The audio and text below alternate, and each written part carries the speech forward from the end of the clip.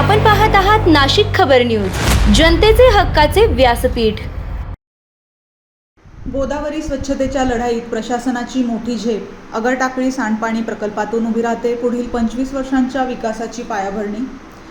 नाशिक आगामी सिंहस्थ कुंभमेळा 2027च्या पार्श्वभूमीवर नाशिक महानगरपालिका केवळ कुंभ केंद्रित कामांवर भर न देता शहराच्या दीर्घकालीन विकासासाठी महत्त्वाकांक्षी प्रकल्प राबवत आहे।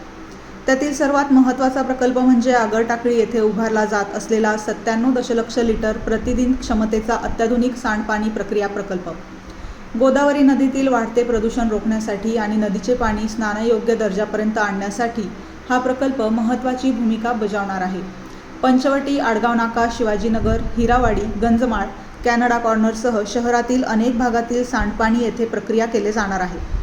विद्यमान प्रकल्पाचे उन्नतीकरण करून त्याची क्षमता 70 दशलक्ष लिटर करण्यात येणार असून नवीन 97 दशलक्ष लिटर क्षमतेच्या केंद्रासह एकूण प्रक्रिया क्षमता तब्बल 167 दशलक्ष लिटरपर्यंत पोहोचणार आहे।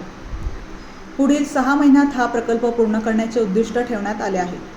विशेष म्हणजे हा प्रकल्प प्रमाणाधारित पद्धतीने राबवला जाणार असून कंत्राटदार पुढील 25 वर्षे प्रकल्पाच्या कार्यक्षमतेसाठी जबाबदार राहणार आहे। तसेच प्रकल्पस्थळी QR कोड आधारित माहिती प्रणाली बसवण्यात आली असून नागरिकांना मोबाईलवरून प्रकल्पाची संपूर्ण माहिती पाहता येणार आहे।